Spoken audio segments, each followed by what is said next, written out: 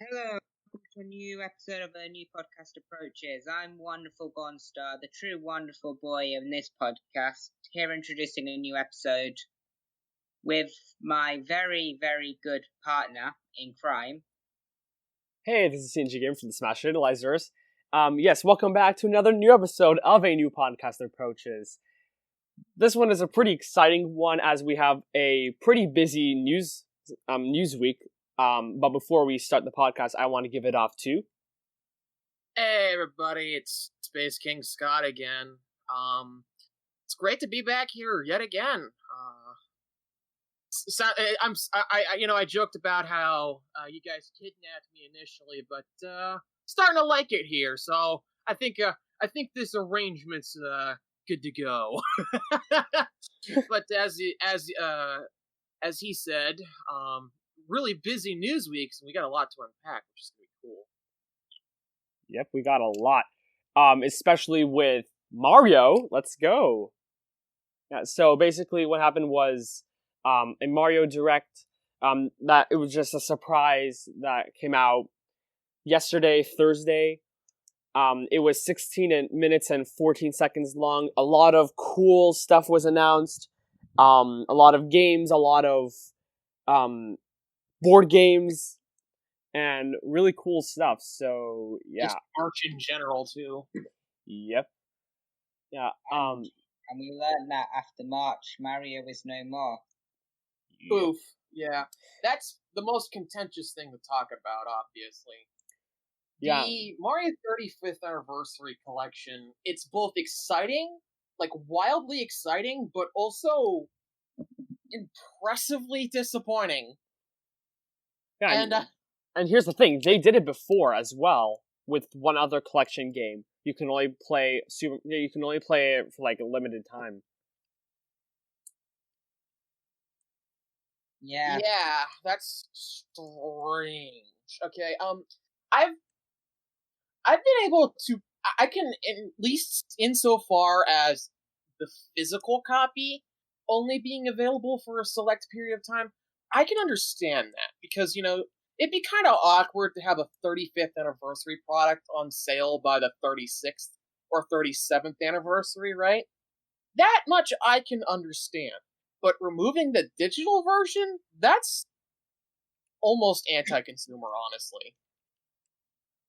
That much is not, like, celebratory. That's like, hey, buy this now or else you're not going to get to later. Ha ha ha ha ha.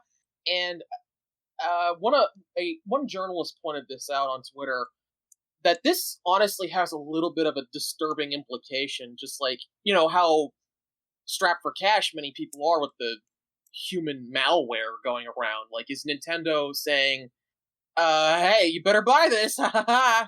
It's just really messy with that and how it's being handled. And I understand that they've done it before, but I really feel like something about this one just rubs it the wrong way. I can't quite put my finger on it. Maybe it's just because, like, oh, this is like the 5th time that like a collection like this has happened. And it's limited availability because you had the Wii All Stars, you had the Metroid Prime trilogy, you had Kirby. the Zelda. The Kirby was the exception, not the rule. That one was available for like a year afterwards, and it had tons of stuff on it, right? Mm-hmm. Kirby was the exception, not the rule. You had the Zelda 4 Swords Anniversary Pack, and then you had the original Mario All-Stars itself. So it's just like, they've had multiple times to get better with this, and they just kind of aren't. Wait, is original Mario Superstars limited time at the minute? No, it is not. No, not the original. I'm talking about when it was released all the way back in the 90s. It was marketed as like a special collector's item, right? Like once in a lifetime, until it wasn't. Honestly, I feel like I'm pretty sure if they're doing it a limited edition, I'm pretty sure there is a reason behind it. And I feel like that reason could be N64 Online. That is a distinct possibility, yeah, because, like, I mean, one of the flagship games for a presumed and 64 online would be Mario 64 proper, right? Mm-hmm. And with the other two games, I wouldn't be surprised if they ended up selling them separately later on. And then suddenly they just got taken down because we're in GameCube Online rather than Wii Online. I don't ever think we'll get Wii Online. Obviously not. I don't think we'll ever get Wii. I think we'll probably get GameCube Online on one of the last updates for the online kind of thing, but I don't expect Wii Online. This console at least, maybe next console. That is assuming that the next console maintains the online software catalog with this with the Switch. Nah, Nintendo just resets everything. We're starting off from NES Online again. 20 games, let's go. Mm-hmm. To that angle, speaking of like backwards compatibility, I just find it kind of hilarious how the competitor in the console wars that most often gets dismissed nowadays is Microsoft. But when it comes to backwards compatibility of their software, they're second to none right now. Oh my gosh! Like Xbox Series X, is backwards compatible with literally every single Xbox console. OG Xbox, Xbox 360, Xbox One, S, X. Nintendo Switch has no backwards compatibility, and then PS5, only PS4, and for some reason, PS4 Pro. No PS3 well, or there's a reason for that with the PlayStation. What's going on with that? Yep. Basically, they're not doing their backwards compatibility the way you're conventionally supposed to. There are two main methods for achieving backwards compatibility on a console. Emulation, which is what Nintendo's Switch Online does, and then there's including the main system board on the console itself, which is what the Xbox Series X is doing to get Xbox One, right? They just have an Xbox Series X board on the main motherboard for the Series X, right? Yep. And that's how it has perfect 100% backwards compatibility with the Xbox One in its entirety.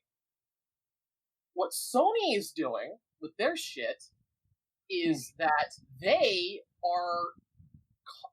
doing a separate method where basically the CPU in the PlayStation 5 runs at identical clocks and timings to that of the PlayStation 4 Pro. And if that doesn't make sense to you, basically they're doing it the hardest way possible in the least efficient manner possible. And it's incredibly unstable, and it's bound to have problems. So that's why Sony's backwards compatibility solution on PS5 is really bad. Mm-hmm. Yeah, and plus they even said like, it's too much money to put PS3, PS2, and PS1, so we only put PS4. Literally, that's like the interview. They didn't even put PS4 on the board. They're just literally having it so that the CPU in the PlayStation 5 acts like a PlayStation 4, so they can temporarily run it. It is the most backhanded approach to backwards compatibility ever, basically. Wildly inefficient. I mean, I can't really say I'm surprised at this point. I'm used to these kind of things from Sony. Yeah, so it's just weird how all three of the big three, only one of them, and it's the one that people don't really like, has this whole like making their older games available thing down pat. It's just weird. And then us Nintendo boys, we have nothing, literally. I mean, we'll likely get N64 online at some point. I'm kind of guessing now this year we'll probably get Game Boy Online instead if we get some. Regarding the possibility of a GameCube Online, I said Game Boy. Oh yeah, we'll probably get a Game Boy Advance Online. I could see that happening. Finally, I get to play GoldenStar on my Switch. Yes. That would be fun. That would be really cool. I would tell everyone with my Twitter account, hey, you guys better play that, or else I'll make memes making fun of you for the rest of my life. Yay! Until you play the game. Yeah. Yeah, then I'll never play it. Oof. That's an oof size large. Yep. I'm sorry, I've never heard of this game. What's the Golden Sun? It leaks my wrath. But regarding the possibility of other backwards compatibility for Nintendo Switch, I think N64 is feasible. I think Game Boy Advance is feasible. GameCube and Wii is where it becomes very up in the air, because people have gone through and they use the NVIDIA Shield, which is an Android console by NVIDIA. It has the exact same processor and chips in it as the Nintendo Switch, to run Dolphin. And Dolphin is obviously an emulation of the GameCube and the Wii, and they find that while it works, it doesn't exactly work tremendously well. Now, obviously, Nintendo, they would use official emulation software. They wouldn't use Dolphin. But Dolphin is the best in the business. So they might actually be better off taking the Xenoblade Chronicles Definitive Edition approach and just remaking or remastering the best games on the system. Or they could leave it. Let's say we get a hypothetical Switch Pro, they could just do it where those consoles are only available on that. Yeah, I could see that too. That would make sense, because like the NVIDIA, the current chip that they have available for the Tegra line, which is powering the Switch, is the NVIDIA Tegra X3, which is leagues more powerful than the chip found in the current Nintendo Switch, and also is backwards compatible with the Tegra X1, which is in the Switch system. So if they want to do a Switch Pro, it would probably be ideal. And as for where that takes you in terms of performance, you're getting to slightly ahead of Xbox One in a handheld, which is, oh boy, that's impressive. Oh god, imagine the price. Probably $400, considering. I understand that bad thinking about it. Yeah, $400 for a portable Xbox One in terms of performance, that ain't bad. A little better. Yeah, maybe a little bit better when you're docked. I mean, I do feel like they will eventually need to bring out a Pro just so third-party support doesn't just suddenly start lacking because improved graphics. Right. And that, GameCube and Wii Online would actually be a pretty decent selling point. Like what they did with with the new Nintendo 3DS. Like Super Nintendo games were only available for purchase on the new 3DS. So there is a precedent there. That's still stupid in my eyes. Mm-hmm. Right. Yeah, I thought that too, considering modders had gone in and made the Super Nintendo work via emulation. I mean, it wasn't perfect, but it was workable, and Nintendo had far more resources than a bunch of code monkeys and living in their parents' basements. It's not even that, but it's also, of all the selling points you could have chosen, you choose that old console. Now, yeah, you'll probably get some very nostalgic people, but in the modern age, I don't think anyone's going to be running towards it for that.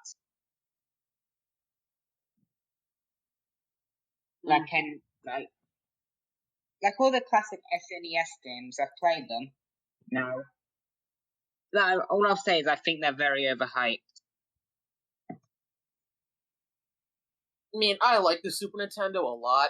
It's one of my favorite systems, personally. But, well, I'm not saying the games are bad. I'm just saying I don't think something like Donkey Kong Country is the give-all, end-all.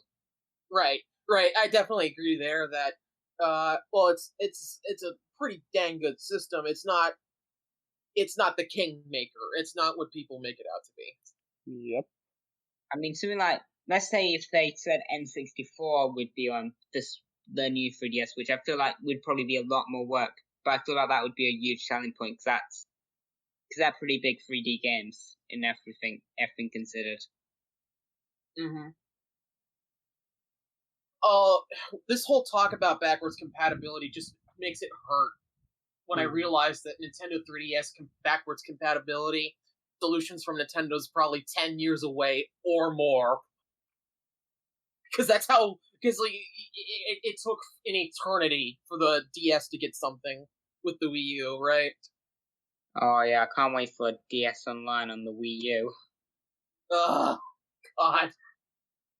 Although, actually, now that I think about it, DS Online is probably another system they could do easily on Switch.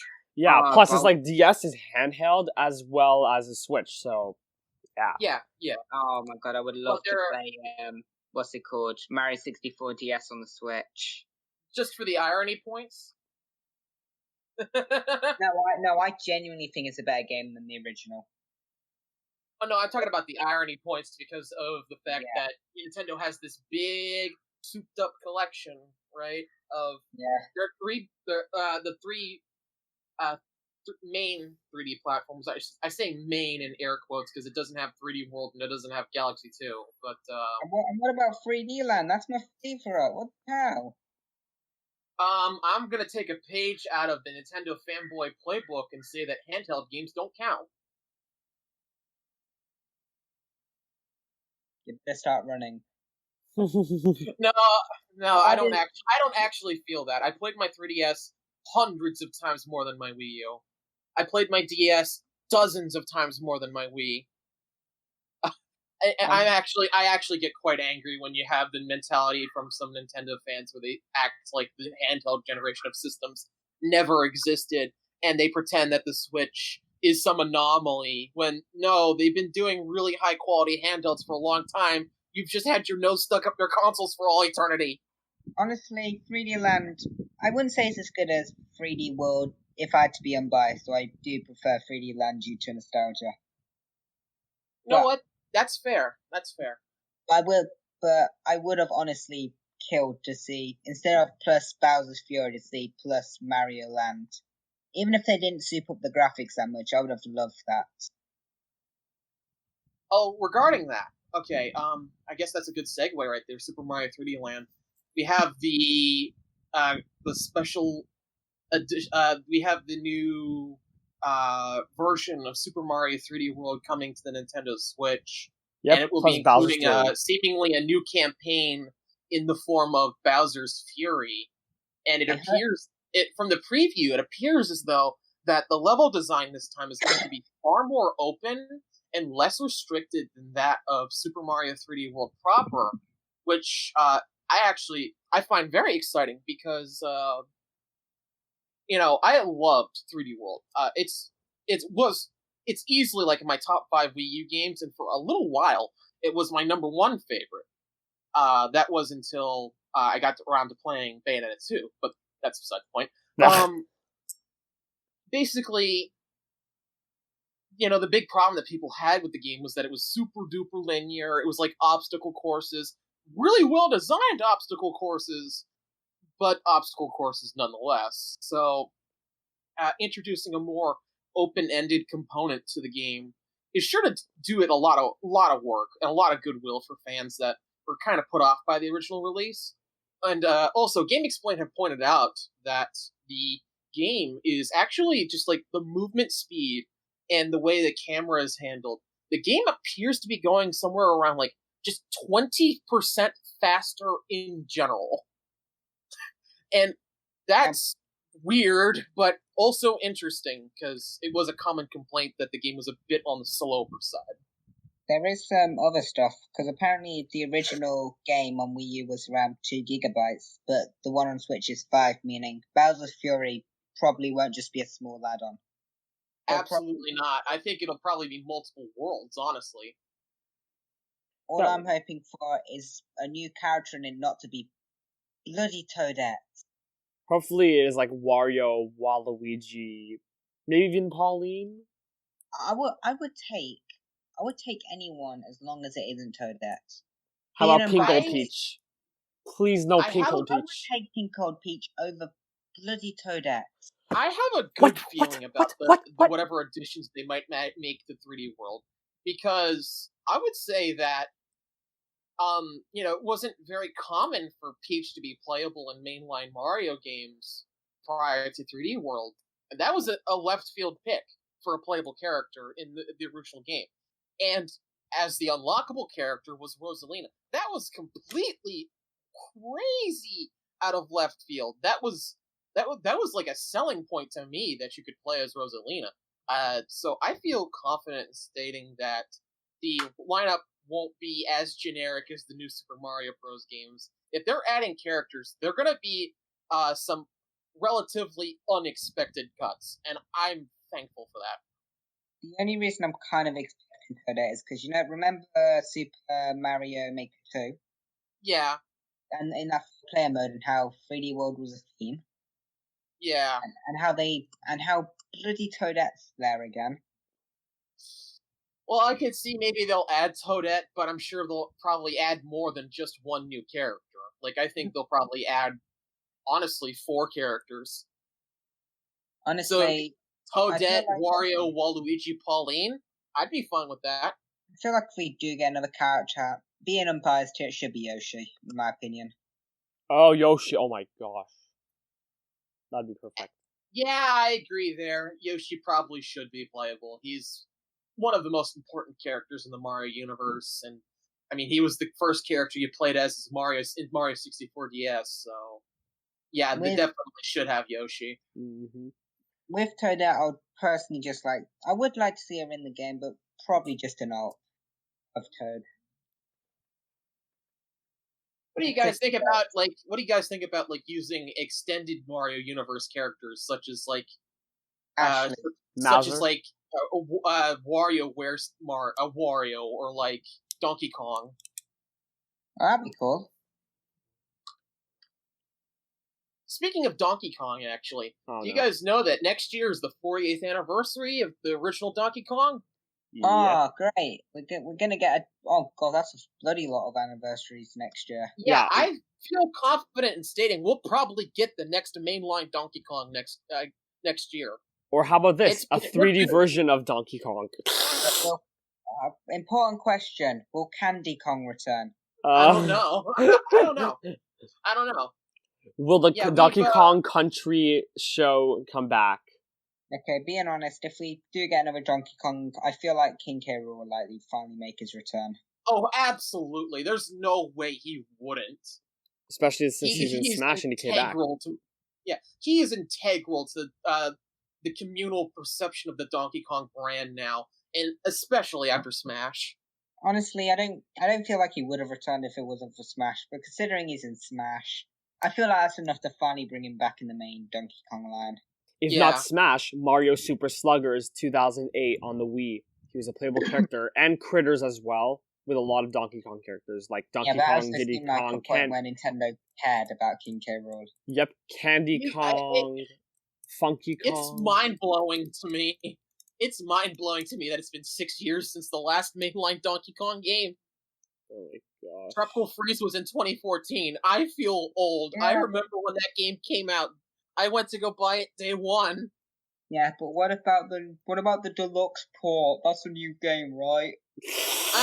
Actually, okay, this is controversial to say, because I know a lot of people really don't like that port in particular. I actually really like it, because Funky Kong is actually a great addition, and he makes the game way more accessible. More easier as well. I don't play Donkey Kong. I do. Very cool. It's one of the games I want to play, but there's put it this way, I got my Switch later into its lifespan. I got it a year after Smash released. I got the game of Smash before I got a Switch. Damn. because I had to finish my GCSEs first. Speaking of Tropical Freeze, the guys who were screeching that Tropical Freeze killed the series or whatever because it sold poorly on Wii U, between both versions of Tropical Freeze, it's almost sold 5 million copies. So much for Dead. So much for Dead, right? Ah! Oh, it's as dead as King K. Rool, guys. Yeah. I don't know how we kind of drifted to Donkey Kong. We were talking about Mario. Kind of the nature of this podcast. I mean, Donkey Kong is part of the Mario series. Technically speaking, Mario is a spin-off of Donkey Kong, so the more you know. Mm-hmm. Anytime someone says we can't get a spin-off character in Smash, looks at literally the first character ever added. Oh yeah, I agree, guys. Yeah, totally.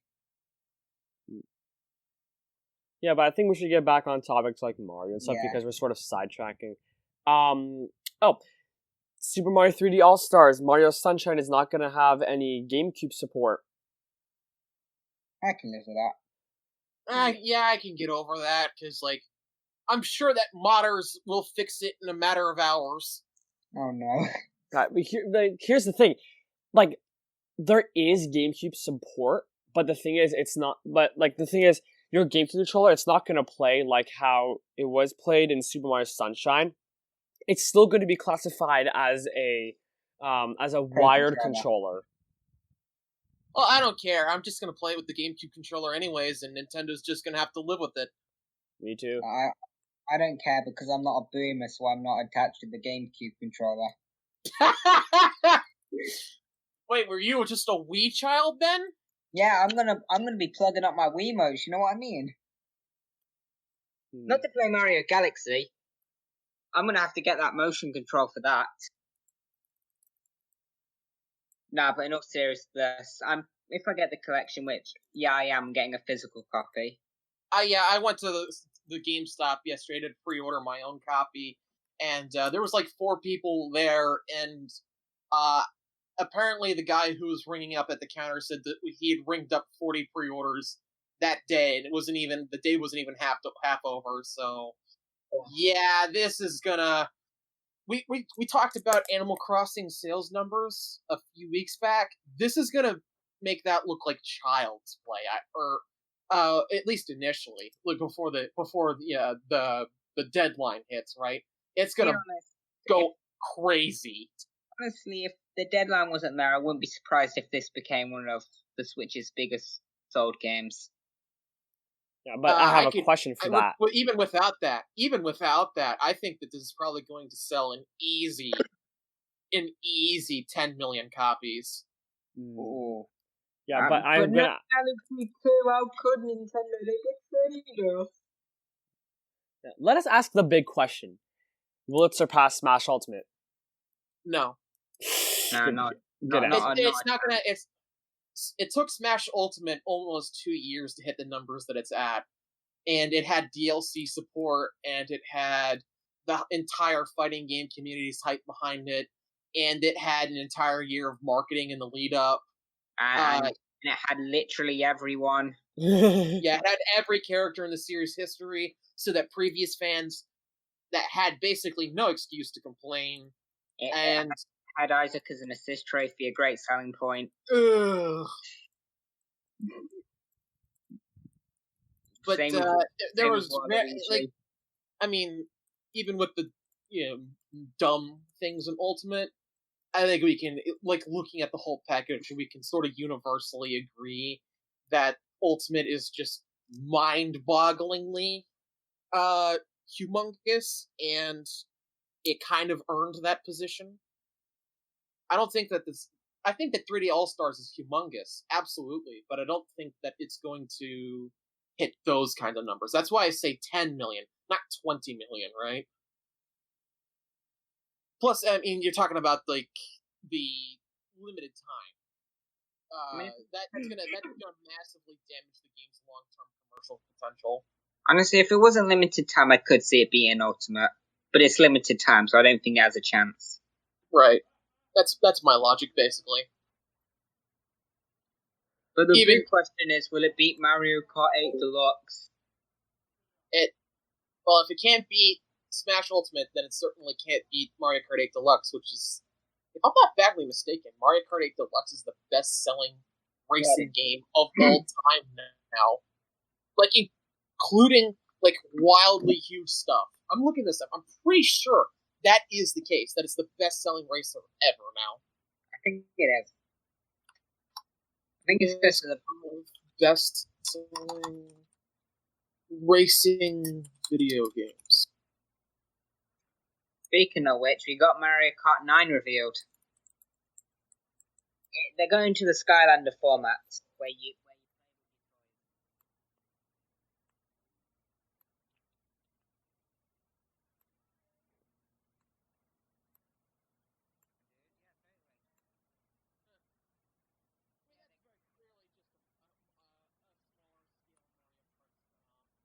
Yeah, but they're doing it like Skylanders. No, Skylanders, you needed to buy new figures to do that. When you buy that new Mario Kart stuff, you just get everything you need at once, except other cars, which you need an entire Switch to play anyways, so yeah, that ain't happening. Honestly, okay, the racing game does look cool, but I don't even have Mario Kart 8 Deluxe. I'm not going to get that. But it does look like a cool collector thing. I mean, they've been selling, like, if you go down to the Walmart and just look in the toys aisle for, like... I'm not American, I don't have a Walmart. Okay, whatever. Go to whatever superstore you have. You'll find... You go into the toy aisle, you'll find, it without too much searching, like, racing toy sets of Mario Kart. It's been a thing forever. And it just kind of makes perfect logical sense to combine toys, which has been a big part of the commercialization of Mario Kart for a while, with the games themselves. It is a logical step to take. I get it, I just think it's funny. I'm not saying it's bad, because it's business-wise, it makes total sense. But I mean, I just find it funny because this was almost definitely all the rumors about a Mario Kart 9. Yeah, now that I think about it, that probably was the rumored Mario Kart game. So Mario Kart 9 is no more. I mean, does it really need to exist when they're sitting on they're literally drowning in money from Deluxe? And also I would Tour. like to see some DLC for Deluxe, but besides that, I don't really care. But what about Tour? That is big. Give me Baby Waluigi. My thought process goes as following. I feel like that there's going to be a pattern among like high profile Switch games in that they're mysteriously not going to get sequels. And why is that? Well, I think that Nintendo learned an important lesson in the value of a strong first year in terms of software from the Nintendo Switch, because they launched with Zelda, and by the end of the year, they had a very impressive lineup of exclusive software. Yes, including some ports, but it was exclusive software that enticed people to buy the system. So, I personally don't think that we're going to see Mario Kart 9 on this system. I think I think they're making Mario Kart 9, but I think it's gonna be launch or launch year for the Switch successor. I highly agree. Hypothetical Switch Pro. I don't think there's gonna be okay. We're confusing Switch Pro with like Switch 2. I'm talking about a Switch 2. Oh. Oh no. Yeah, that'd be cool. I hope they do keep the Switch format though, because this is the first thing where Nintendo's had some in. And I feel like pretty much universally people like it. This isn't motion controls where it was split. Mm-hmm. This is something where I feel like most people actually really like this concept. Right. And I am actually shocked Sony didn't steal it. My thought process is that we might be looking at for the next Nintendo Switch, like Nintendo Switch 2, like, let's say it comes out 2023, okay? That's Nintendo's next home console, the Switch 2. What's going to be special about it? Well, I think, obviously, it's going to maintain the console and handheld hybrid aspect. That's just become a distinguishing part of Nintendo's brand at this point. But I think they're going to add a third mode. VR mode. I know, and you need Labo to use it, boys. We did it.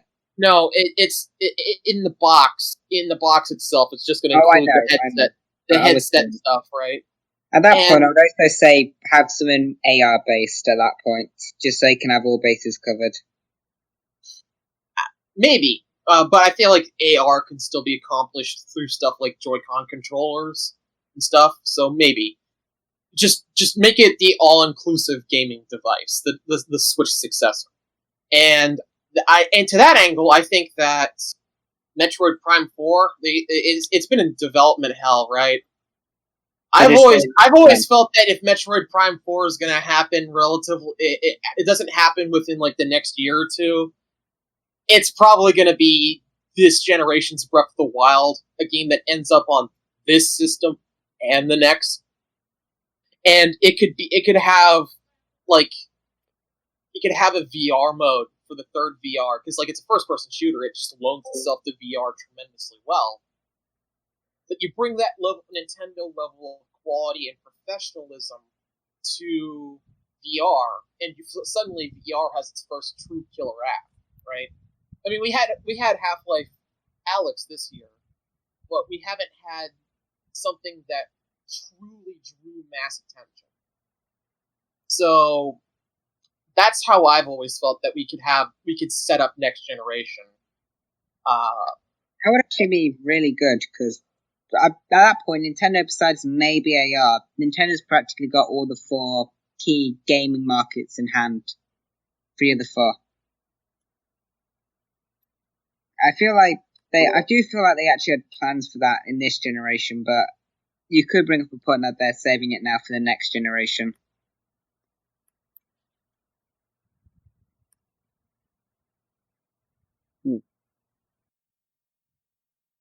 Why did it become so quiet? Not a clue. I don't know. And then we're quiet again.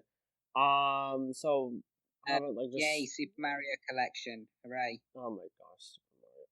You know, I was honestly surprised that there was no new Super Mario Bros. Till 2 for Switch, which kind of makes sense since we have U Deluxe with Luigi U as well. But honestly, I just wanted to see new Super Mario Bros. Wii on the Switch because that was my favorite. Imagine a collection of all of them. Nintendo would. I don't feel like Nintendo would ever go that far, but oh my god, imagine.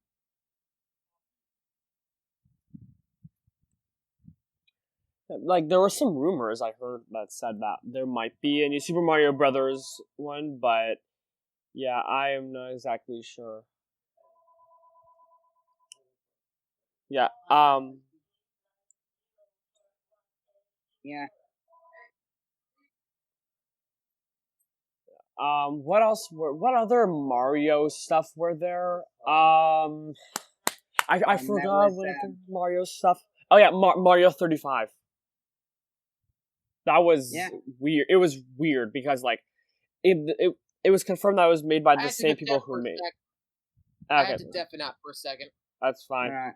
Yeah, but like with Mario 35, so Mario 35, it was made by the developers of Tetris 99. It's literally a battle royale with 35 people. I actually saw this coming because edition. Yeah, basically. I remember. I think I know why. They wanted to make this, and I knew that it was coming soon. Because do you remember in like probably the beginning of the year, someone made like a fan made the beginning of this year. Yeah, something like the beginning of this year. Someone made a fan-made Super Mario Bros. Battle Royale with 99. Oh yeah, it was taken down. Yeah, this is probably the reason why. And people are now making the connection with Legacy and saying Gino's a lock, and I'm just going on all the things saying that, commenting, yeah, Waluigi's also in it. Yes. Keep posing Waluigi. Mm-hmm. Yeah, but this Super Mario 35 is probably a little bit more crazy because, like Tetris 99, people's objects from everyone else's games, they come to your screen, so it's much more hectic.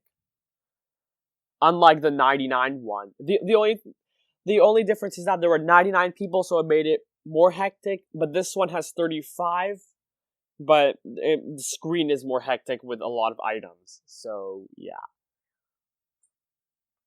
makes sense. Mm-hmm. But Fortnite, but with Mario. How is it limited edition? Yes, it is. Why is it? Why the hell? Okay, I can understand. Well, it's weird. I can understand with the 35th anniversary collection. I can get with the Gaming Watch thing because that looks like it should be a collector thing. But why the actual somehow is this a collection thing? I can't think of any business reasons they'd want to do that. I think it is because of 35 in the name, because 35, 35th anniversary. Change the name. Yes! Oh my god, I understand with physical, but digital. No, actually, no. 35. I'm thinking of the 35 collection. Why the hell would they do it with this one? Why Nintendo on?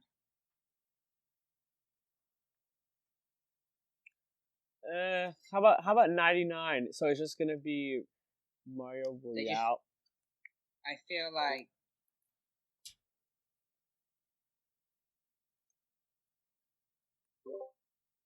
Sorry about that. Say that one more time, please. I feel like that might be too much for Nintendo's online. It probably is. Their online it's eh. They have the best online ever, guys. Yeah, $20 a year. One Xbox Game Pass Ultimate is literally $160 if you pay $15 per month, with $1 for the first month. And here's the thing, Game Pass Ultimate has more than 400 games, even Xbox exclusives, that you can literally get for free. Forever. That, over pretty bad Ultimate Online, only more than 50 old games, a terrible voice app that is not even on the console but is on a phone. What else? Oh, special deals. There are literally no special deals. So honestly, I prefer Xbox. I feel like when they make a switch to these or the other things I would have to confront to improve. Like SpaceKing said, I actually kind of agree with what I said about the VR one. But I feel like maybe partnering with something like Discord to get an actual fucking voice service. Oh no. I highly doubt Discord is gonna come to Switch ever. No, like teaming up with a company like that. I'm not saying specifically Discord. If they want to do it right, I would say pair with Discord because they're actually awesome.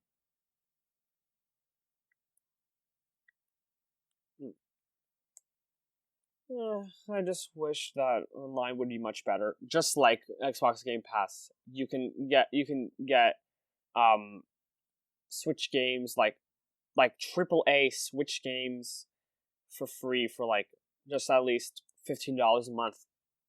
That would be perfect. I'm serious. Yeah. It should happen.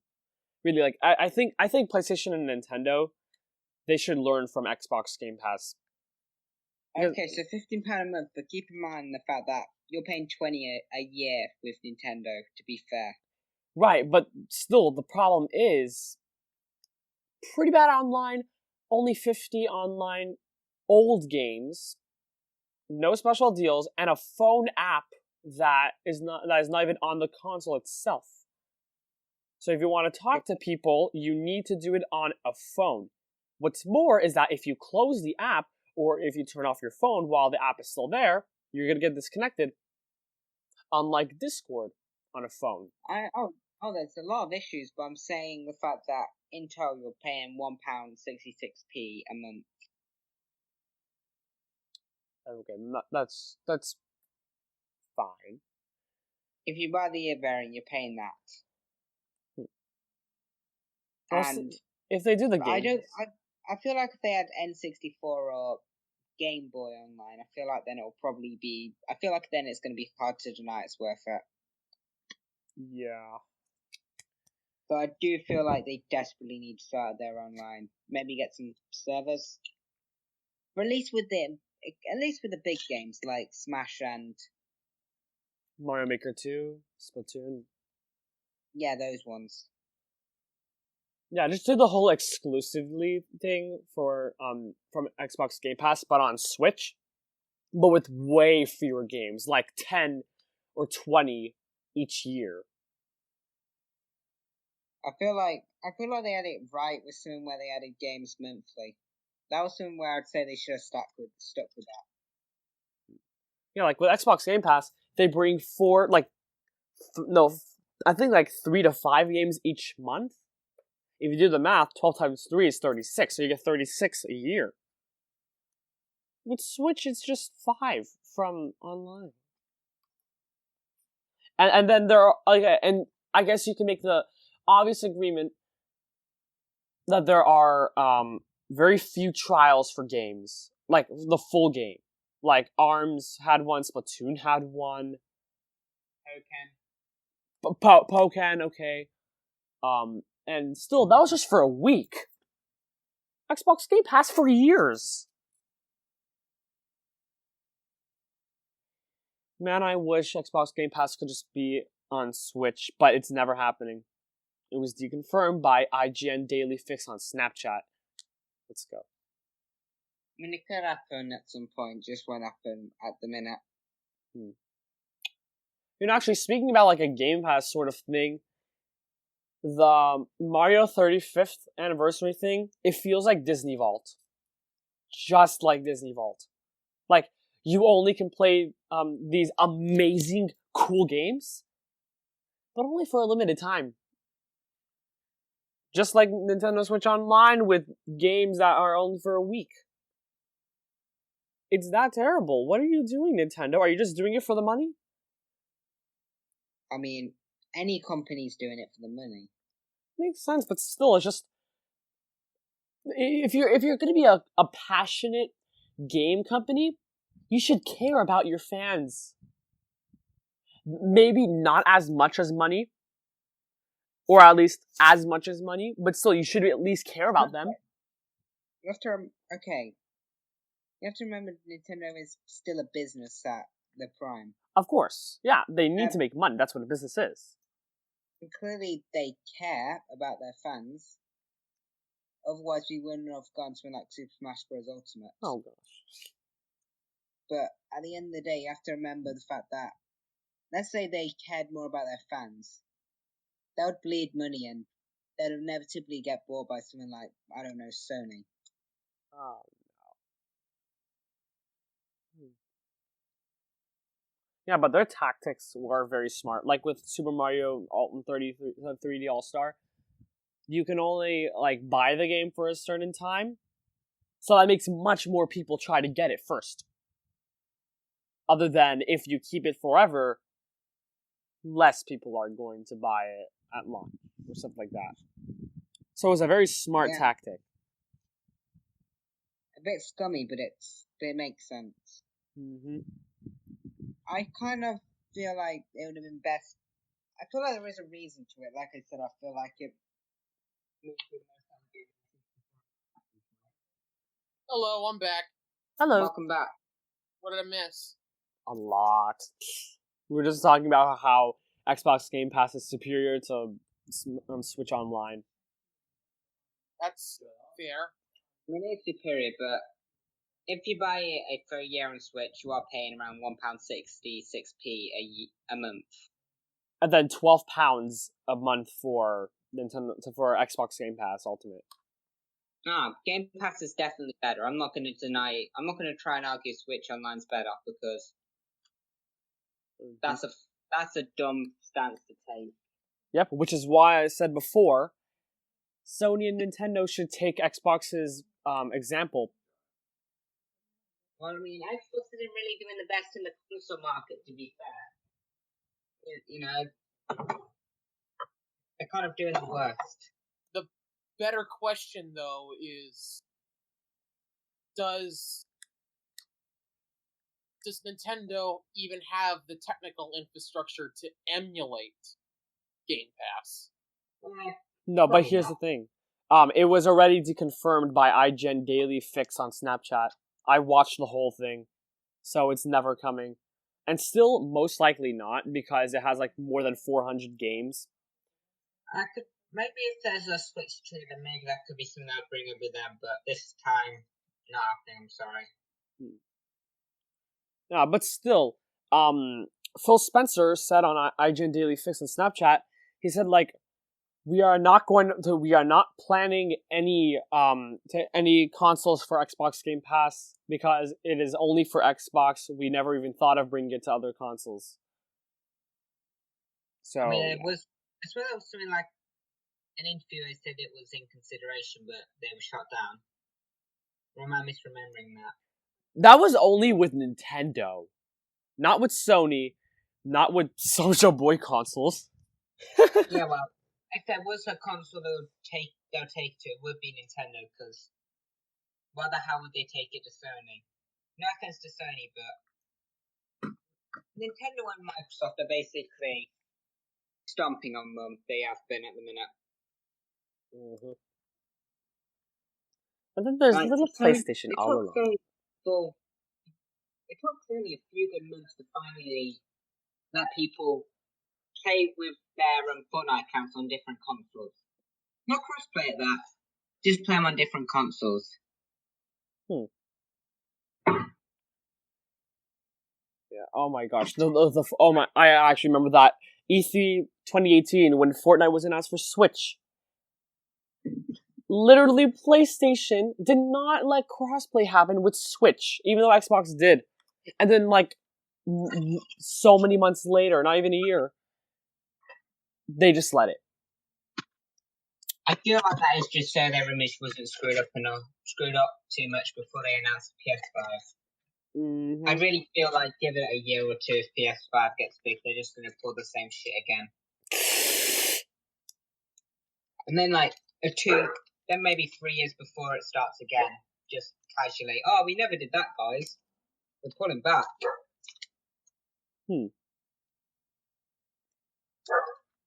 Well, I've always said this. I've been saying this for several years now. With regards to the whole Microsoft Nintendo dynamic. There's going to come a time within the next decade or decade and a half that the console wars are going to end. Yay. And they're not going to end because the fanboys F off finally. They're going to end because of consoles not really being a thing. Disney's gonna buy everything. Consoles. No. But you are right about one thing with that. It's that Disney's gonna buy everything. No, the streaming model is just too lucrative to give up and to ignore. And the ultimate winner of the video game format war, Xbox versus Nintendo versus Sony, will be the first to successfully establish a Netflix-like service for gaming. To that angle, Microsoft has a massive head start, but Nintendo has the distinction of being the odd one out of the three. Nintendo does not have the technical infrastructure or the global resources to pull off a streaming service on the scale of Xbox Game Pass Ultimate with its stream stuff, right? It simply doesn't.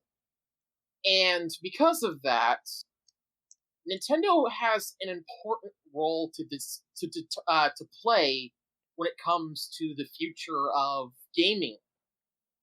They're pretty much going to be the ones who pick who wins the console war forever.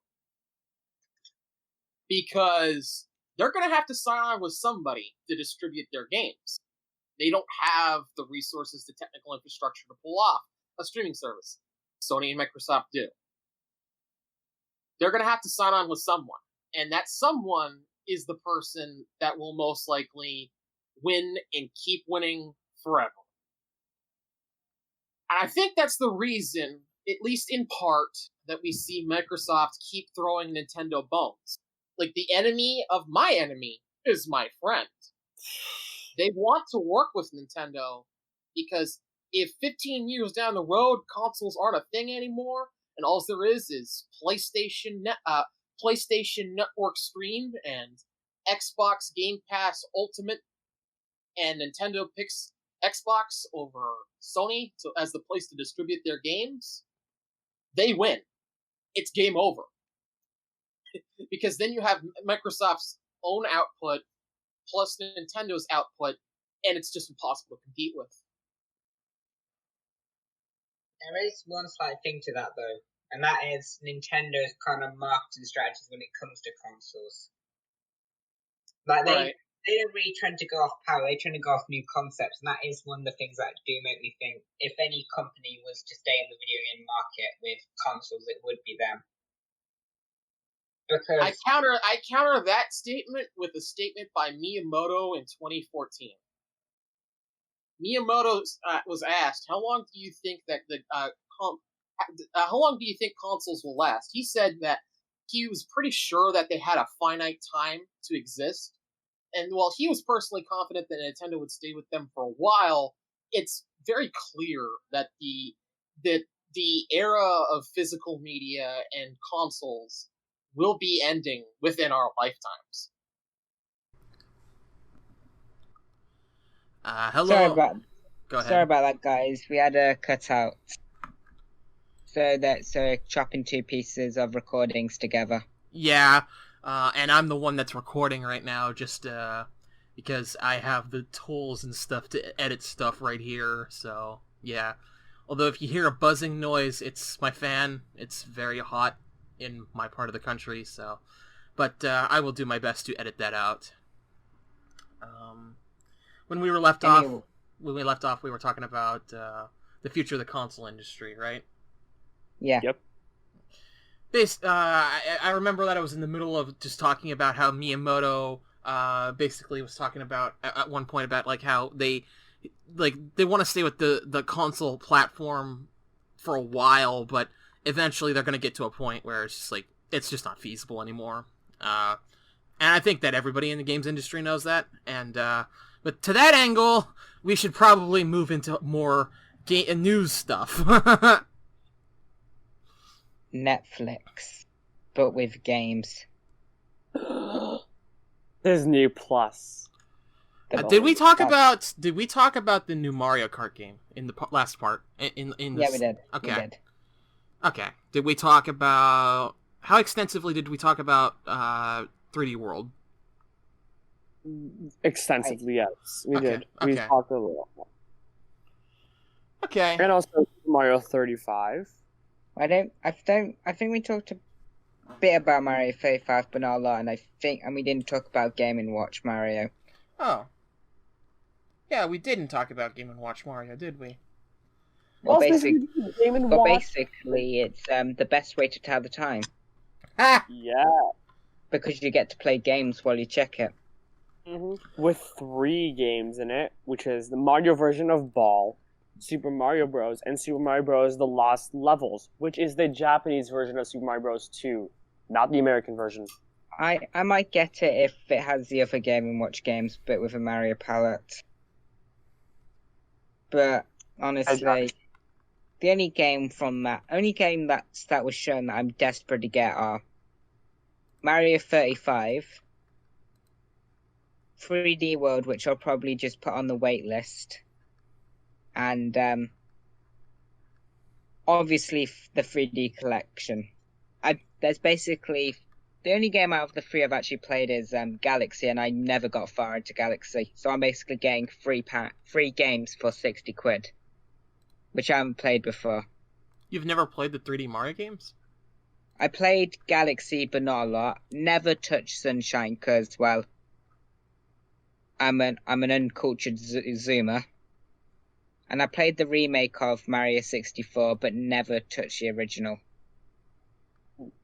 Galaxy, I'll happily help you with it. I 100%. Oh, I don't want help. I'm just gonna become a hermit for a week. Okay. Week or 2. Yeah, I've played Super Mario Galaxy. I finished it 2 times, 100%. Super Mario 64, I played a little bit of it, emulation, but Sunshine I've never played. Oh, I can't wait. Because Sunshine, that's the only one that I've truly never even had any contact with, and I've wanted to play it for so long. I've kind of played Mario 64. I 100%ed the remake. I've played Galaxy, just never got far. But I never managed to touch Sunshine, and I've wanted to for so long. And I thought, I thought the Switch era, yeah, I'm finally gonna do it. I'm gonna get a bank card at some point. No virtual console. Well, that's my plans ruined. Ha! Oh look, So you know what I really want. Look, there's online stuff. Well, give it around 7 years, and maybe I can play it. For me, I grew up with Super Mario Sunshine, as well as Galaxy. Never played the original 64, but I played 64 DS. So I've played everything in some capacity. I'm gonna be honest. Mario 64 DS, I get why people don't like it, but just play on a 3DS and it's amazing. The only problem with it is the fact that you're using a D-pad, which, yeah, that sucks, but that's why you should just use a 3DS. I know that using DS emulation, you can map the touchscreen to a second control stick, right? So you could just use a conventional controller and hook up Mario 64 DS on an emulator, and then because the touch control is 360-degree motion, right? So you can just do that, and it works and plays like a dream, and it's the definitive version of Mario 64. Yeah, well, with one omission, which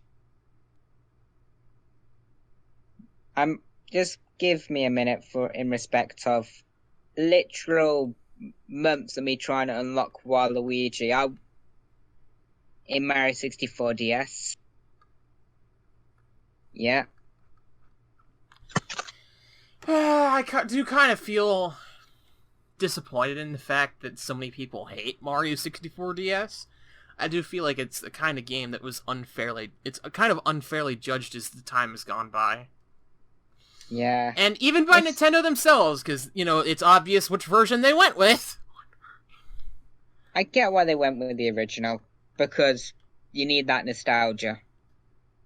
But honestly, this is something I will say, if they didn't decide to make these limited releases, I do feel like maybe a DLC pack which would bring the DS content into Mario 64, that may be selectable, and Mario Galaxy 2 would likely happen at some point. Okay. But Nintendo made it a fucking limited edition. Which is so stupid and weird. Honestly, there is one plus to that. It does mean we're likely getting Nintendo 64 at some point. Nintendo 64 Online. That's literally the only plus I can come up with.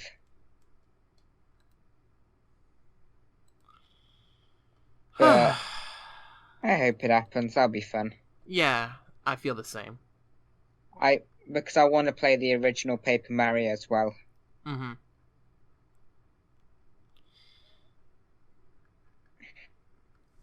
But yeah, about bit weird. Sorry. I was gonna say about the prospect of Nintendo re-releasing N64 games. I've seen a lot of we have a lot of people talk about N64 Online. I don't know why, but it feels like it would be a very Nintendo move to swerve and just sell the games on the eShop. Oh, that would... Because, they've established this new precedent, right, where we just we just have them on the online feature. But I don't know why, but it just feels like a Nintendo move to just contradict themselves and just sell the stuff independently. I feel like we will get at least one more thing online. If they do that, I feel like that will happen first. And honestly, I think the Game Boy's going to happen first. Ooh, Game Boy. Wait, Which Game Boy. Which isn't bad. Game Boy has a lot of good games. Pokemon Mystery Dungeon, Pokemon. This very obscure niche series called Golden Sun. Wait, what's Golden Sun? Oh, you haven't heard of it? It's basically a Sin and Punishment spin-off. Nah, but the Game Boy is... I'd say Game Boy's probably next in line for an online treatment.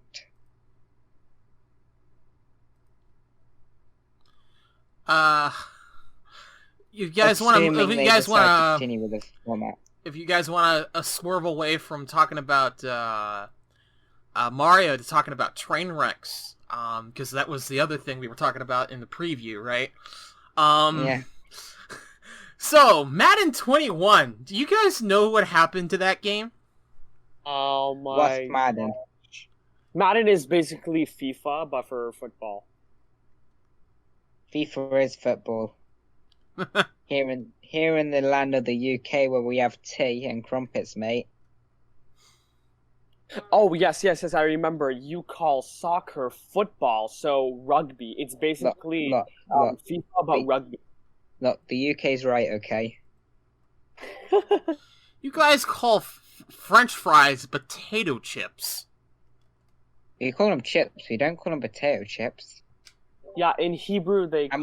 we call fries fries. Fries are just thinner chips. Yeah, in Hebrew they call French fries chips. Deeps. Oh man.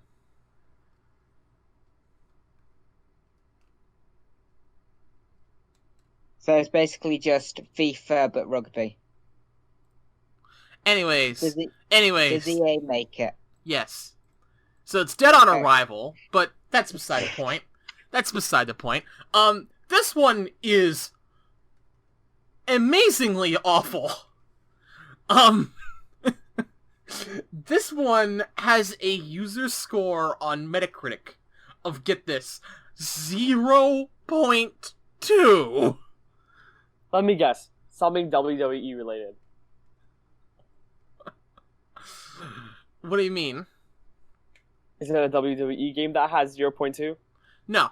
It's Madden that I'm talking about. Oh. It has the lowest user score I have ever seen. This is impressively terrible. And it really just goes to show like how impressively poorly EA has treated its properties. Because it's just the same garbage every single year. Like, they're literally just roster updates, but they just sell them again and again every year because they can get away with it because not enough people call them out. And, like, the mainstream gamer who's just into sports and only has a console because they like sports doesn't seem to care. And it's irritating. It's like you're talking to a brick wall.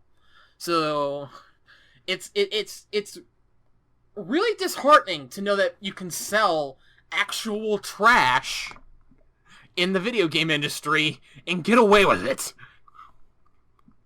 I mean, EA's been doing this for ages. Remember when EA wasn't EA? Oh my gosh. Remember when Destiny was a good game? Alright, yeah, I just pulled up Madden FNL 21 for PS4. Metacritic score, like the actual review score, it's a 63. That's bad, but it's not like bad. It's not like the worst thing ever. Right.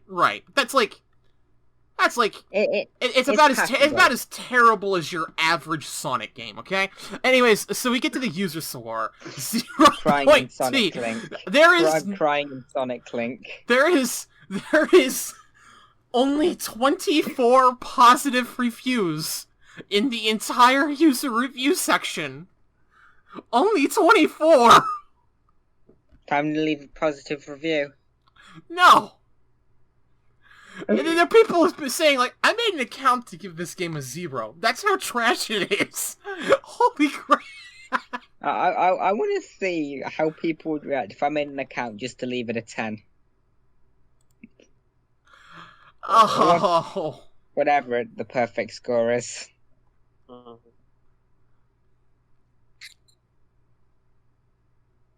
You have people up at top that are making actually well constructed, detailed arguments about why this sucks. But then, as you go further down in their user review sections, it's just people making fun of it. It's just people making fun of it. Hungers. Like they're literally selling you an update for Madden 2020 that costs $60. A llama. Well, then again, it's EA. Yeah, it's EA, but I don't know what it is about EA that they just feel compelled to be the worst ever. I mean, They're up there with. Go ahead. I mean, they're up there with companies like Konami, but even then, Konami, they're not good. They're not a good company, but they've even been showing signs of being a better company. Take stuff like Bomberman R or the Legacy collections. Right. Like at least on the rare occasion, it seems like they try. And also, Given they're still rare occasions, but they try. And also, this is only tangentially related to gaming, but I continue to hear good things from another one of Konami's fans of their properties, which is Yu-Gi-Oh!, which that game is still running, and apparently a lot of people are happy with the current state of the game, so that's one feather in Konami's cap, but EA, it's just like literally nothing. It's impressive. I don't know. Go ahead. Anything which I really think are still worth them with EA are The Sims, which I'm shocked hasn't been destroyed from what I've seen, and maybe Plants vs. Zombies. That battle game, like that kind of like Call of Duty, but even then, that's sort of died out now.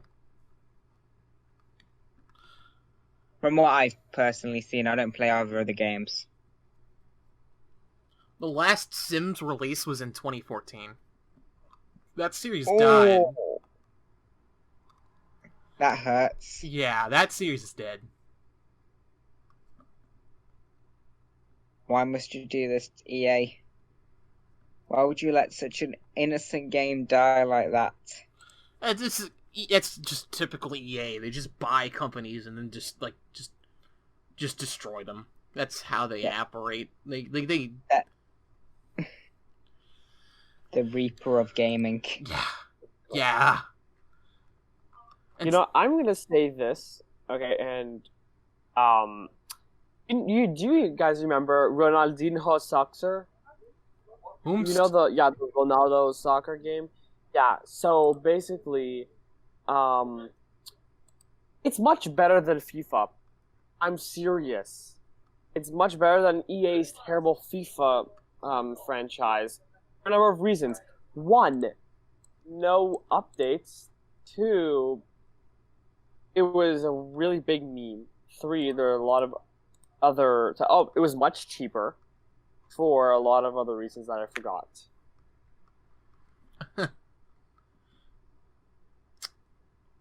Yeah, it's literally, in my opinion, and I forgot the other reasons, but in my opinion, it's actually much better than FIFA. Look, I'll be honest. I'm not an EA guy, but the chances of anything being something like FIFA are literally close to zero. Not saying it's because FIFA's a good game, but because fans eat it up. When they shouldn't. They should realize how badly they're getting ripped off and taken advantage of. Yeah.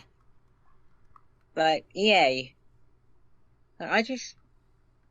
it's, like, I do believe, like, at one point, I do think they were a good company. Like, this was when they were, I forgot what it was called, but it was like, those shooter games?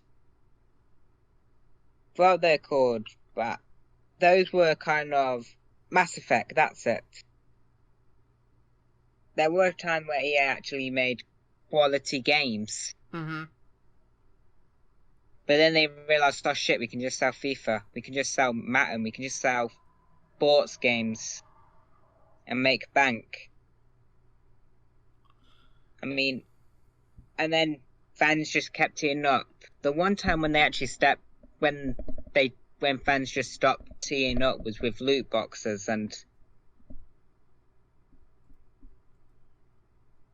I mean, that's what it took for people to finally stand up. I feel like they should have stand up ages ago. Now they've just sat down again, it seems. Mm-hmm.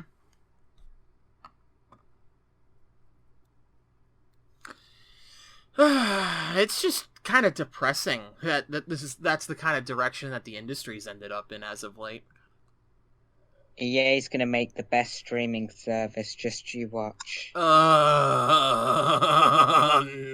thanks.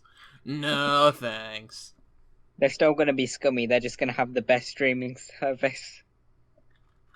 Oh. Imagine that reality. Mm-hmm. If we want to keep talking about train wrecks, though, there's another train wreck. What's up? Kingdom Hearts Recoded. I'm sorry. Oh no, there's another train wreck in town. Although critics seem to think it's okay, which is the new Avengers game by Marvel. Wait, what? Marvel's Avengers. Spider-Man PlayStation thing? Yeah, there's part of that, but it's just come to light what kind of game it actually is. What, the Square Enix one? Yeah, the Square Enix Marvel's Avengers game. It's come to light what kind of game it actually is. It's basically just a Destiny clone. Once you're done with the story mode, you're just stuck playing multiplayer missions that are boring and repetitive forever. Oh, like Sonic 06 missions. Honestly, I like the original Destiny, but I only played a bit of it. So I never got into, like, the after game stuff. The after game is where it just falls apart, because you just play for hours and hours and hours on end, and you accomplish basically nothing. It's just a looter shooter. Or, in that case, it's a looter beater, because you just beat on enemies, and it's just boring. It's really just boring from what people have described. And the combat and stuff is just not suited well to the characters or the story and the setting of adventures, the adventures as well. Like, if you're gonna make an Avengers game, you better have balls to the wall action, right? Nah, not this time, not this case. It's just mash singular buttons. Just mash buttons. That's what you do. Just mash buttons. And yeah, well, nothing can beat the power of button mashing. I'm personally really disappointed by this, because if I had the control on who got to develop an Avengers game, I'd say give it off to Platinum Games. Or give it... Oh, that would be awesome. Yeah, either that or give it off to Capcom's development studio that handles the Devil May Cry games. Right? Somebody who can create insanely complex and detailed action that feels comprehensive and intuitive, but also looks flashy and crazy fun. But the Crystal Dynamics, I think that's the name of the developer or whatever, they just didn't pull it off at all, and people are not happy. Critics are being positive with the game, but it's like the whole Last of Us 2 situation where, while the critics are happy, the fans most definitely don't seem to be. With a friend, he pre-ordered The Last of Us 2, then all the shit came out. And guess what happened today? What happened? Same thing happened with Avengers. Oh.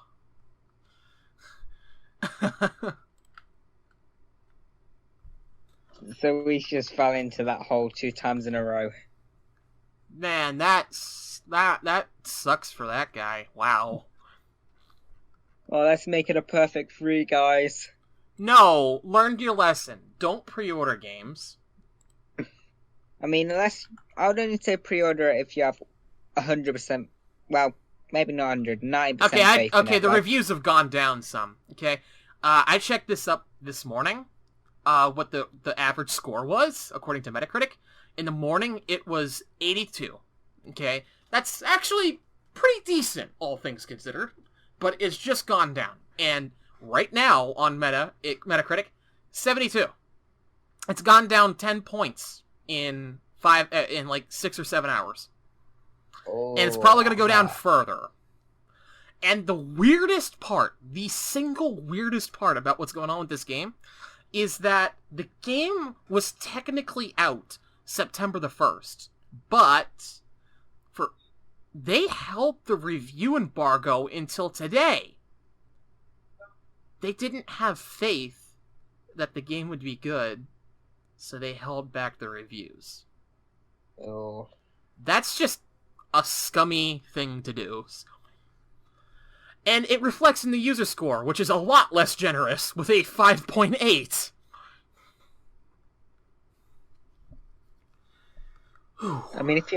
if you somehow get the Marvel licensing, you have a huge opportunity. And I'm sorry, but just to make it a Destiny 2 is, I agree, it's disappointing. Mm-hmm. And I don't even think Destiny was that bad, but with something like that, you have access to arguably one of the biggest catalogs of fictional entertainment. Right. Like, you have unlimited, unrestrained access to what is basically the largest amalgamation of entertainment ever. Because there's literally, over 50 years of stories and characters to adapt into a video game. And a lot of people just immediately default to the movies. No, the movies draw their inspiration from the comic books. There's so much material to work with to make something cool, and they just kind of flubbed it. I don't like Devil May Cry, I'll be honest, but that would have worked so well for that. Or, I feel like if the company was to take the burden, I feel like it should have been Platinum, in all honesty. Mm-hmm. That's how I feel. They're not a big company, but they make some gems. Heck, I'd say that if they got the Avengers game, that could have been their big break. That could have been the game that made them a household name. I agree. I haven't played Nier, but I've heard it's amazing. I'm not a huge Bayonetta fan, but I do enjoy the game. And Wonderful 101 still should get noticed more. Did you play Astral Chain? Oh, I played Astral Chain, didn't like it. Oh. I personally loved Astral Chain. It's a good game, I just didn't really find it that enjoyable. But I know it's a good game. You know when you don't enjoy something, but you know it is a good game? That's basically how I feel to Astral Chain. Okay. So that would be like my dynamic with maybe Ace Attorney. Oh, that hits. Okay, I can't be that critical with it because I do like most of I like them, just not like them like most people most of the fandom does. That's a whole separate discussion. Honestly, Ace Attorney is what turned me around on Capcom. For me, it's Monster Hunter. Objection! I beg me. Monster Hunter. I hope if it comes to Switch, that's another game I want to try out. It's already on the Switch with a really good game. Monster Hunter. What is it? Monster Hunter Generations Ultimate. Oh damn! Oh shit, it is. I remember seeing it on deal. It's one of the things I do want to eventually get when the next Capcom deal comes out. Yeah, Generations Ultimate is special because it's basically a culmination of everything Capcom did on the 3DS. It covers pretty much every mainline Monster Hunter game, and it's like everyone is here, and it's almost every single monster that had ever appeared in the series, including Rathalos, obviously, and all of Rathalos' alternate forms. I'll probably try that out at some point. I've heard good things about Monster Hunter. The only memory I have of it, in all honesty, though, is me downloading a demo on it on 3DS and just never figuring out how to get past the title screen. Oof. As you can tell, I was a very smart kid. Yeah, I could tell.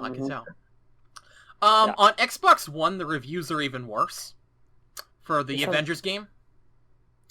On PS4, I mentioned that it was 72, right? At the time of this recording. On Xbox One, it's 70. So it's even lower. And the user score is even worse. What's up? But why 70? Like, why only 2 down? Is it because of bias, probably? No. They should have got it to 69. No, it's because, well, generally, apparently the game runs horrifically on Xbox One base. So it's a bad port to Xbox One.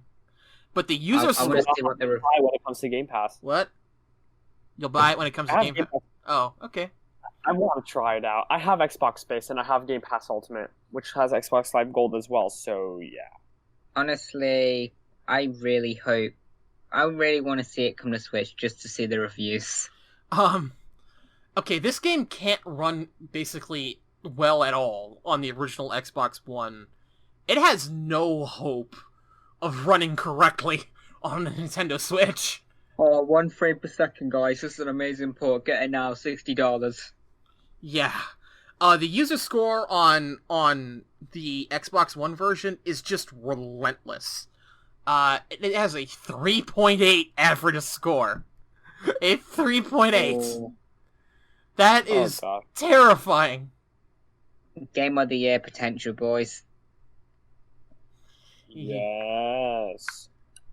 Honestly, I don't really care. It's just more the fact that it's such a waste of potential. In fact, I've only recently started watching some Marvel movies. I only watched Endgame like this week. Did you watch the stuff preceding it? Oh, I watched the movies before it. Okay. I watched the Avenger movies. I never watched the stuff like. Actually, I watched Spider-Man, but I didn't watch stuff like the Iron Man movies and stuff. You absolutely should have, because Endgame and Infinity War connected to everything else. I know. I will probably get around to it, but I just wanted to watch the core Avenger ones. And how the hell would you? Would you waste that opportunity? That's the one thing I don't get. Look, if this was a new property, whatever, I don't care, but you got the literal rights to one of the, I'm not going to say the biggest crossover in potential crossover in entertainment history, but in the cinematic universe of Marvel, it's up there as one of the biggest. And you just waste it. That's kind of the disappointing part about it all. It's not the fact that it's a bad game, it's what could have been. Mm-hmm.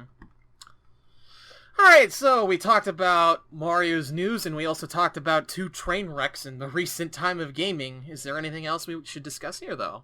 Mario Rep. There's an upcoming Smash event later this year featuring Mario characters, which has already happened, so they're speculating there's going to be a random shadow drop of a character from the Mario series. And plus, why is it later? Why is it not now? Why is it in November and December? Because Nintendo likes to be awkward, okay? Good answer. I mean, to be fair, would you really be surprised? Not really. But there could be another reason, and that reason could be... A Mario rep. Waluigi confirmed. Let's go, boys. Nah, Toadette. I will kill you. If you say Pink Gold Peach, I will kill you. Pink Gold Toadette. Ew. Oh, that's disgusting. Pink Gold Toadette. Pink Gold Toadette. Pink Gold Baby Toadette. Oh no. I have a question for you, okay, SpaceKing? What do you think about Pink Gold Peach? Stupid. Thank you! Not gonna lie, I like Pink Gold Peach just because of how much it pisses people off. It's waste of a Mario character, okay? Has no actual background, and is a clone. All together in... What are you getting at? Pros. She's gold. She's pink. She's Peach, but better.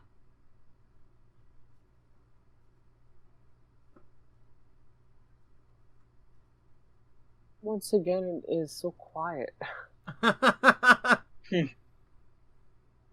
but like for a Mario rep, Gino or Waluigi, I don't care which one. I do feel like one of those would feel really at home as a closer. But in all honesty, if I had to be unbiased here, I feel like Gino's more of a closer. I want Waluigi to close off the Smash Bros. That's something I really do want as a Waluigi fan. Because I feel like it would feel like the perfect place. But being unbiased, I feel like Gino does fit it better as a final closer character. But and then Smash has never closed on a high note. This is true. In conclusion, we're ending with Lindus. I'd be okay with this. Still be fine with Lindus. Now, I know the actual roster. The actual roster. No, the actual DLC is going to be Min Min, Isaac, Epic Mickey. Wait. Min Min's getting in. What? Yeah. We're not getting an ARMS character C&J. It's from a dead series. Come on. I know, but still, we're getting an ARMS rep. And from the future, you know that. You mean you're from the past? Okay, I'm so stupid. Anyway. Yeah. It's... The only thing that would honestly disappoint me as a final character is probably either Kazuya from Tekken, or, and I know this will piss off a lot of people, but Dante. Oh no. They're like the two characters which would honestly... They're like the two characters I don't want. If they get in, I wouldn't be mad. I wouldn't be happy, but I wouldn't be mad. But they're like the only two characters which would actually disappoint me as a final character. And how about Marina Lightyears? Would that disappoint you? I just wouldn't care. Same. I'll be happy for Ant, but that's about it. Yeah, same. How about Epic Mickey? I would question my sanity, but at least I'd be able to see Mickey and Mario stand next to each other, so I would live with it. Now, honestly, like here's a theory I had. If fourth parties were ever a thing, even Sora with I mean, they are a thing. They're just not in Smash. Right, but if they are a thing in Smash, like a character could come from fourth parties. It would probably be Mickey Mouse first. These characters are most likely a lock. Mickey Mouse, Shrek, James Bond, Shrek probably not. James Bond maybe. No, yeah, James Bond was actually considered for... Yeah, no, that's why I said maybe. And not just no. Goku Being realistic, if you got fourth party characters, it'll probably be Mickey Mouse, Goku, and actually it'll probably be those two first. I wouldn't be... But I feel like if they did happen, it would be them going down the route of third parties to start with. And honestly, I feel like if we don't get a deluxe pot of Ultimate next, that might be the main selling point. Fourth party characters finally getting in. Because I do feel like Sakurai definitely isn't taking the helm on the next Smash game. So the rules will basically just do an automatic reset. And I feel like if they do want to do a new selling point, that may make the most sense. But here's something. For Mickey, in my opinion, Epic Mickey would have to represent Mickey Mouse. Because here, let me tell you why. Let's take a Mickey Mouse game. Okay, Mickey Mania. Is there an actual moveset? No. All Mickey does. What the hell's a Mickey Mania? Mickey Mania was the game from the Game & Watch thing in Smash Brawl. Oh, that from the one that was mentioned in Brawl. Yeah, that. Literally the only things that Mickey does, okay, is jump and ground pound, sort of. But it's not like you come down when you ground pound. It's like aerial, sort of. So he's Mario. Kind of, yeah. Something like Or that. make him an Echo Fire. Right, yeah, literally only jump and ground pound with no coming down. And then, what else? Oh, Castle of Illusion. Castle of Illusion. Only uses a wand.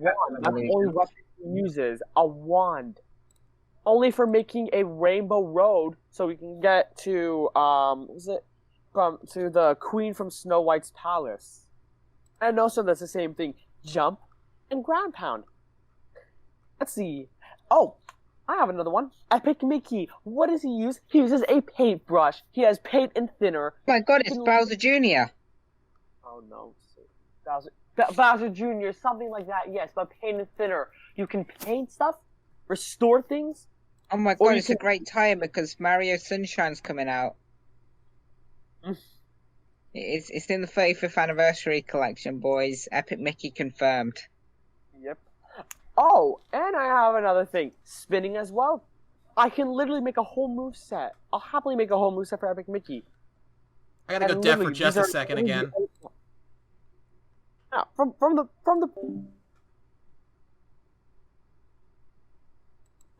it makes sense to put Epic Mickey as Mickey's representation. I mean, if we ever got a Mickey Mouse character, I hope it would be Mickey Mouse and not Epic Mickey. It should. No offense. I wouldn't mind seeing Epic Mickey as inspiration for moves or as an alt, but I would honestly be a bit disappointed if that was the main default alt. But you say Mickey Mouse. From what exactly? The cartoons, Mickey Mouse Clubhouse? Because, like, I guess you can take some stuff from the cartoons, like the Lonesome Manor one with the ghosts. I had a little bit of inspiration. And then Clubhouse, there's nothing, unless he uses famous Mouseka tools, which I highly doubt will happen. But honestly, Mickey Mouse from Epic Mickey should be the default, in my opinion. It just makes sense to me. Not because of bias, but it just makes sense. In my opinion, the default one should be the one from the start of every Disney movie. You know, the Mickey Mouse boat thing. Oh, Steamboat Willie. Yeah, perfect Mickey Mouse. Okay, I'm back. Okay, no. Welcome Okay, back, SpaceKing. Welcome back. Here's the thing. Steamboat Willie. Let's see. Oh, Willie drives a boat, has to fight Big Bad Pete. He gets kicked off the ship, okay, that he was driving, and he stole from Pete. He gets some friends. He defeats Pete by just punching and kicking. Gets the ship back. Literally, that is the only thing he does.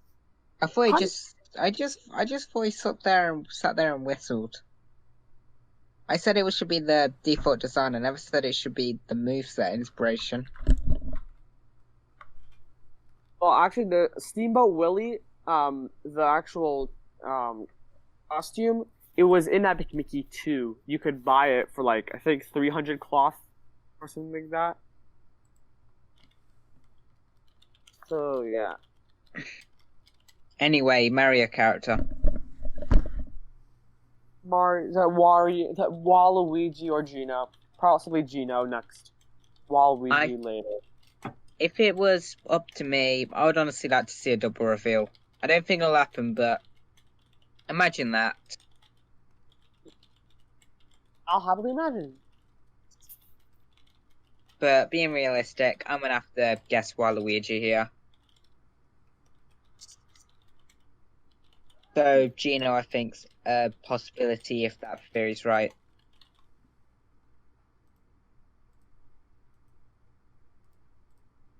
Space, you're being awfully quiet. Well, I was replying to a friend's tweet, but I was also thinking about the prospect of a Mario character, and part of me feels like we might not get one. And I know that would be a nightmare scenario for both Waluigi and Gino fans, but hear me out here. What if, because we know that there are still more available slots in the code of Super Smash Bros. Ultimate. What if they just decide to do a couple extra characters after the pass is over? Not in the Fighter Pass 3, but just like, oh yeah, here's like 2 echoes and here's 2 actual characters, and then we're done, right? Something unceremonious, like they dropped it, like similar to Small Battlefield, where it just was like would they be paid? The Like, echoes, kind of like the echoes, I don't think so. The actual fighters, if there is 1 or 2, yeah, I could see those being paid for. Hmm. And to that angle, if you want to end Smash Ultimate on something noteworthy, what better surprise would there be than, oh, Gino's not the last character in the past, but wait 1 second, we're still doing 1 more extra guy, and it is him. That would be a very hype way to end it all. It is him, the one you've been waiting for, Lord Frederick.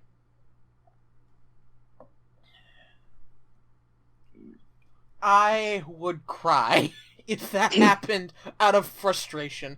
There's so many better Donkey Kong choices than that.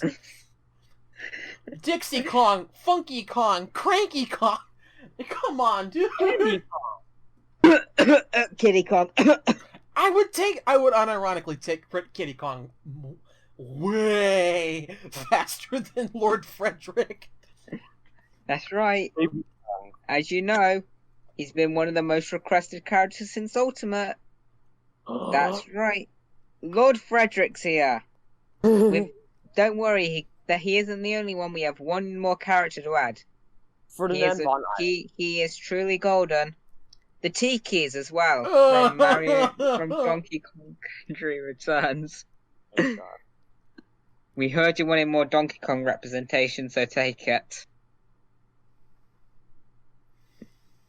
The Smash community will literally explode out of anger. Well, I'll say this.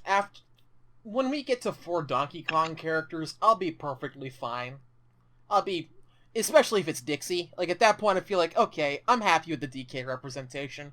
Similar to what happened with Dark Samus, this is like, I wanted Dark Samus even after I got Ridley, but I didn't think it would happen. But when it happened, I was just like, alright, you don't have to add any more Metroid characters. I'm satisfied. And that was the end of that. I low-key want Kraid. Just to see how people would react, because tons of people say Ridley's too big. Then you get someone practically triple his size in Smash. Mm-hmm. Well, anyways, I think we've been going for a little under an hour now on our second part here, so we should probably end this off, I guess, because it'll be about 2 hours in total. Maybe a little bit under. I want to start doing something again, though. A question of the day. If you got to choose a Mario rep to add to Smash, who would you add? Just any Mario character. They have to be from the core Mario series, so they can't be from Donkey Kong, Yoshi, or Wario. Okay. If someone in the comments puts Pink Gold Peach, I will hunt you down. I'm not joking. Pink Gold So Toad. you're saying core Mario series, does that exclude the RPGs? No, I wouldn't say that. I wouldn't say they do. Okay, then if I could have whoever I wanted, and whoever I personally feel should be in, I'm gonna take a swerve and go with probably the next most suggested option after Waluigi and Gino, and I'll say Paper Mario. Yeah, it'll be unique. Honestly, I'd prefer Foffle as a Mario RPG rep, but I do get the hype behind Paper Mario. The only fear I have about him is he wouldn't have moveset based on what fans want of him. Yeah, I do worry that he would have a Sticker Star, Color Splash, Origami King centric moveset instead of a Paper Mario 64 Thousand Year Door Super Paper Mario centric moveset. But if you wanted to just do justice to the character, then the best way would be to draw from all aspects of from Paper Mario, just all the games, like references to everything throughout his moveset, and have it be a decent balance. That way, people who are familiar with the character from more recent titles aren't put off, but people who are fans of the character from way back when aren't upset. That's how I would do it. That isn't why I kind of have fears. It's more the fact of Nintendo's restrictions. That's kind of what's really made me not want Paper Mario. Not the fact that I don't think it would be unique, but more the fact that I don't want fans to be disappointed if those restrictions potentially block a potential moveset they want. Although I do have to wonder if Nintendo's restrictions even applies to Super Smash Bros. Because if Nintendo's concern is with regards to the method by which their IP is presented, then why is it that this Rareware era Donkey Kong character in K. Rool got featured in a prominent playable role, when it seemed pretty clear for a long time that Nintendo was hell-bent on moving as far away from the Rareware era characters as possible, barring Diddy Kong? To be fair, they were also slowly dipping back into Donkey Kong Rare characters like Dixie Kong, Cranky Kong, and King K. Rool kind of just felt like the most logical step, and he also was one of the most requested characters ever. Mm-hmm. So those few elements might have given him enough to make the step. Mm-hmm. If this one, I'll say, if they can get the moveset people want, which I personally want one, taken from all the Paper Mario games, but mainly the original 3, I would be fine with it, but my fear is that they just can't. That's a fair concern. But I also do wonder, though, if Nintendo's restrictions bar Geno from even appearing at all in a playable role, if they apply to Smash, because, you know, Nintendo has this whole, they mentioned they have this department or whatever dedicated to the protection of their IP / presentation. And I think that it most likely applies to every IP under the main Nintendo development office, simply because we heard a comment from the Mario plus Donkey Kong, Mario plus Rabbids development team when they were making the Donkey Kong DLC, that Donkey Kong has a team dedicated to presenting the property correctly, right? So, yeah. So I feel like most likely it applies to not just Mario, but every Nintendo IP.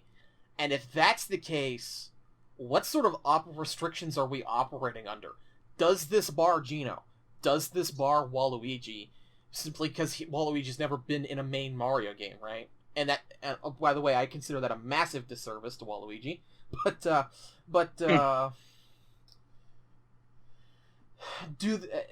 But would Geno be able of getting the pass simply because of, you know, like you mentioned with King K. Rool, he was probably the most requested character to appear in Smash, maybe except for Ridley, maybe. Ridley, I'd say Ridley's up there, but he is also predominantly a Western request, while King K. Rool was practically popular worldwide. Mm-hmm. Okay, that's fair. Anyway, so my pick would be Paper Mario, but there's a lot to talk about there and dig into with Nintendo's property restrictions. Anyways, I went off for like 10 minutes there, so you guys should go ahead and say whatever you want to say there. I'm a man with simple tastes. Funny Wah man go Wah, put him in Smash, please. Do you think that Nintendo's whole thing in the rules and regulations regarding the presentation of Paper Mario applies here? I think it may affect stuff like moveset. Like, I feel like he would need to feel bad in some ways, but I don't think it would affect his chances of being playable. That's kind of my stance on it. I feel like those restrictions would mostly affect movesets, and less so affect chance. Unless you're a special case like Geno, where I could see them saying no, frankly, because you're trying to get a third-party character from a first-party series. and that's a very sticky middle ground to be in. Though I'm also incredibly biased to Waluigi, so hey. Mm-hmm. Alright. So CNJ, what's your character? I'm gonna ask a question. Characters from the Mario Sports series count? I said Like Waluigi. I'm pretty sure that's a good indicator. Okay then. Slime from Dragon Quest. That's not. They have to originate from the Mario series, though. Because he was in Mario yes, Sports. my favorite Mario character. The Dragon Quest slime. Waluigi or Gino? I cannot pick which one. But if I only had to pick one, probably Waluigi.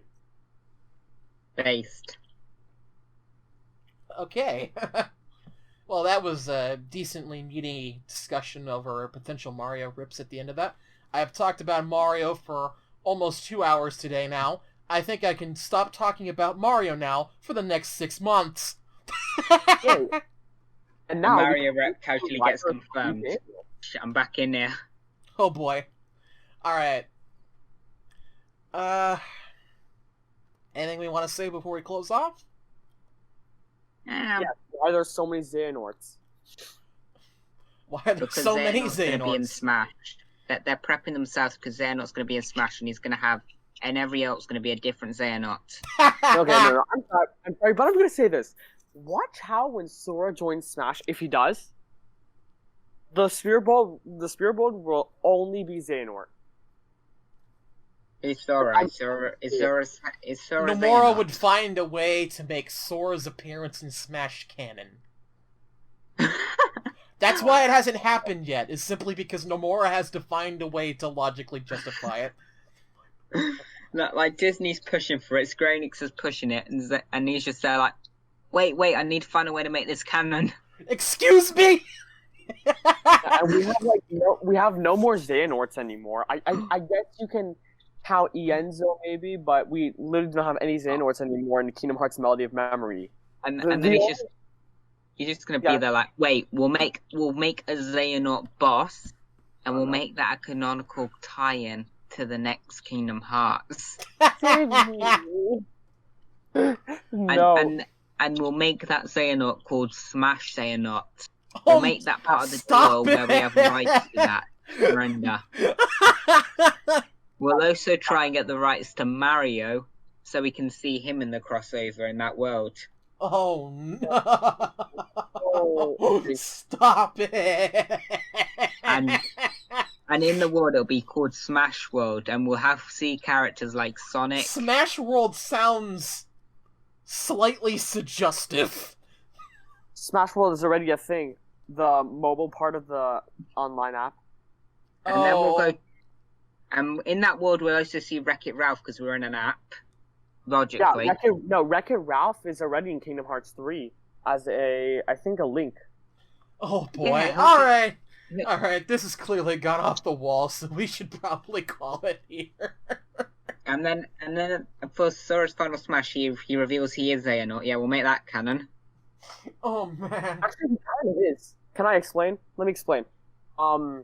Basically, in Birth by Sleep, there's a character named Vanitas who is a character named Ventus's sort of evil counterpart, sort of.